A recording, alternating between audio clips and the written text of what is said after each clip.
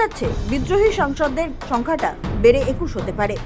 কারা সই করলেন কাকলির চিঠিতে?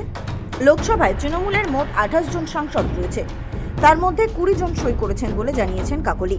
তবে কার কার সই রয়েছে তা এখনো স্পষ্ট নয়। সূত্র বলছে সই করেছেন কাকলি ঘোষ দস্তিদার, প্রসূন বন্দ্যোপাধ্যায়, পার্থ ভৌমিক, শর্মিলা সরকার, অসিত মাল, জগদীশ বসুনিয়া, কালীপদ সোরেন, অরূপ চক্রবর্তী, রচনা বন্দ্যোপাধ্যায়, দেব, শতাব্দী রায়, জুন মালিয়া, সজদা আহমেদ, বাপি হালদার, ইউসুফ পাঠান, খলিলুর রহমান। কি সিদ্ধান্ত বিদ্রোহীদের? কাকলির দেওয়া চিঠিতে উল্লেখ করা হয়েছে বিজেপিতে যোগ দিচ্ছেন না তারা, তবে এনডিএতে যোগ দেবেন তারা, অর্থাৎ তৃণমূলের একটি পৃথক ব্লক হিসেবে এনডিএ জোটের অংশ হতে চান তারা। অর্থাৎ এই চিঠি গৃহীত হলে তৃণমূলের সংসদীয় দল ভেঙে যাবে। তবে সোমবার ওম বিড়লা লোকসভায় উপস্থিত ছিলেন না, তিনি অন্য রাজ্যে অনুষ্ঠানে যোগ দিতে যান, তাই চিঠিটি তাঁর অফিসে জমা দেওয়া হয়েছে। মুখ্য সচেতক হিসেবে কিভাবে চিঠি দিলেন কাকলি? তৃণমূল কংগ্রেসের মুখ্য সচেতক হিসেবে সোমবার চিঠি জমা দিয়েছেন কাকলি ঘোষ দস্তিদার। কিছুদিন আগেই তাকে ওই পদ থেকে সরিয়ে দিয়েছিলেন মমতা বন্দ্যোপাধ্যায়। ওই পদে বসানো হয়েছিল কল্যাণ বন্দ্যোপাধ্যায়কে, কিন্তু কাকলির যুক্তি, তাকে ওই পদ থেকে সরানোর বিষয়টি লোকসভার রেকর্ডে এখনো নেই, কারণ এর মধ্যে লোকসভার অধিবেশন হয়নি।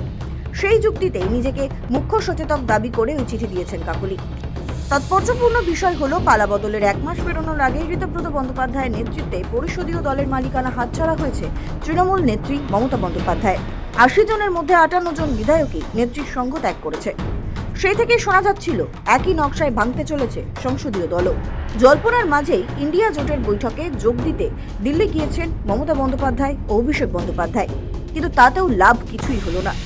মমতা বন্দ্যোপাধ্যায় রাজধানীতে থাকাকালীনই ভেঙে টুকরো হয়ে গেল তৃণমূলের সংসদীয় দল। রবিবার দিল্লিতে গোপন বৈঠক করেন তৃণমূলের অন্তত 21 বিদ্রোহী সাংসদ।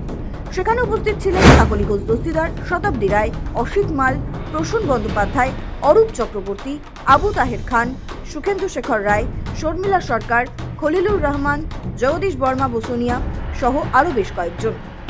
সোমবার সকালে বিজেপি নেতা ভূপেন্দ্র যাদবের বাড়িতে পৌঁছন তৃণমূলের বিদ্রোহী বিধায়করা। সেখানে ছিলেন মুখ্যমন্ত্রী শুভেন্দু অধিকারীও। কার্যতই তখনই স্পষ্ট হয়ে গিয়েছিল যে সোমবারই বঙ্গ রাজনীতি নাটকীয় মোড় নিতে চলেছে। কয়েক ঘন্টার মধ্যেই সেই জল্পনা সত্যি হলো। ভূপেন্দ্র যাদবের বাড়িতে বৈঠকের কয়েক ঘন্টার মধ্যেই লোকসভার স্পিকারের কাছে গিয়ে চিঠি জমা দেন কাকলি ঘোষ দস্তিদার। সেখানে জানানো হয়েছে এই 20 জন সাংসদ তৃণমূলের সঙ্গে থাকতে চান না, তারা এনডিএতে যোগ দিতে চান। স্পিকারের কাছে তারা আর্জি জানিয়েছেন যে তাদের যেন এনডিএর সঙ্গে বসার ব্যবস্থা করা হয়। অর্থাৎ পরিষদীয় দলের মতোই নাটকীয়ভাবে ভেঙে গেল তৃণমূলের সংসদীয় দল। বিদ্রোহীরা মুখ্য সচেতক হিসেবে চাইছেন কাকলি ঘোষ দস্তিদারকে। নিয়ম অনুযায়ী স্পিকারের স্বীকৃতি মিললে এবার লোকসভায় আসল তৃণমূল হতে চলেছেন তৃণমূলের বিদ্রোহীরা। ফলে লোকসভার দলনেতা থাকবেন না অভিষেক বন্দ্যোপাধ্যায়। পরিস্থিতি যেদিকে এগোচ্ছে, এবার জোড়া ফুল প্রতীকের দাবিদার হতে চলেছেন বিদ্রোহীরা। এবার কি নিজের হাতে গড়া দলের প্রতীকও হাতছাড়া হবে মমতার? উত্তরের অপেক্ষায় সকলে। ব্যুরো রিপোর্ট, সময় কলকাতা।